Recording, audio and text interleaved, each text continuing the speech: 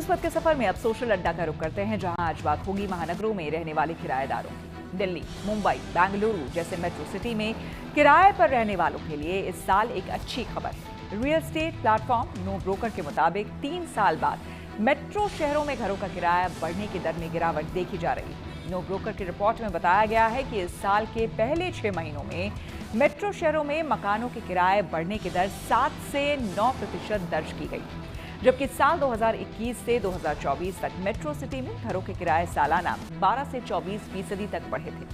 Metro शहरों में घरों का किराया बढ़ने की दर में गिरावट की बड़ी वजह नए हाउसिंग प्रोजेक्ट का तैयार होना, बेहतर इंफ्रास्ट्रक्चर और कनेक्टिविटी। रिपोर्ट के मुताबिक मांग के मुकाबले हाउसिंग सप्लाई अधिक होने से महानगरों में घरों के किराए बढ़ने में अब स्थिरता आ रही है।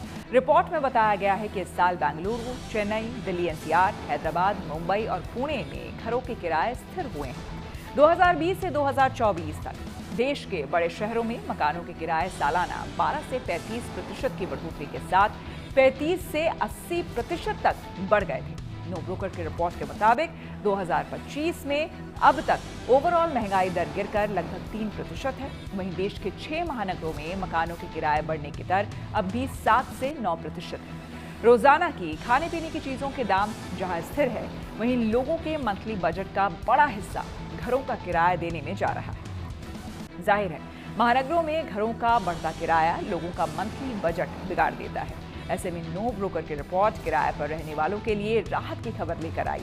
इस मुद्दे पर हमने लोगों से बात की और उनकी राय जानी। हाँ, होना तो चाहिए, ये चीज़ें तो होनी चाहिए, क्योंकि सैलरी या बाकी चीज़ें उस लेवल से बढ़ नहीं रही हैं, तो होना चाहिए। ये तो एक लेवल का होना चाहिए कि जब सैलरी बढ़े या बाकी चीज़ें बढ़ें तो उसी हिसाब से वो भी बढ़े।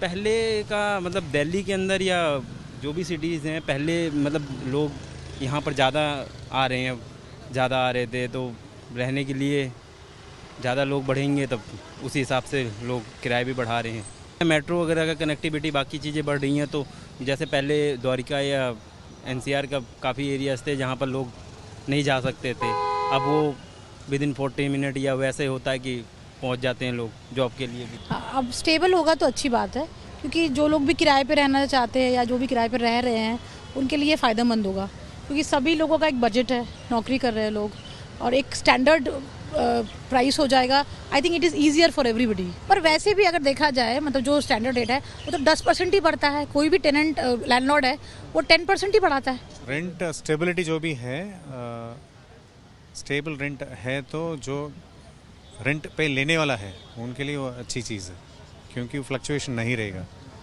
बट रेंट स्टेबल हो गया, इसका मतलब वो प्रॉपर्टी का अप्रिसिएशन भी ज़्यादा नहीं बढ़ेगा, है ना। तो उस केस में जो पैसा डाला है वो प्रॉपर्टी में, वो रेंट में देने के लिए, उनका थोड़ा सा नुकसान हो सकता है। प्रोवाइडेड उनके पास कुछ EMIs वगैरह नहीं है, होम लोन, हाउस लोन वगैरह नहीं है, तो उस केस में वो ज़्यादा फ़र्क नहीं पड़ेगा। बट समझो वो घर उन्होंने EMI के थ्रू खरीद लिया और रेंट में बेचा, तो उनको लिए काफ़ी नुकसान होगा, क्योंकि वो रेंट स्टेबल हो गया।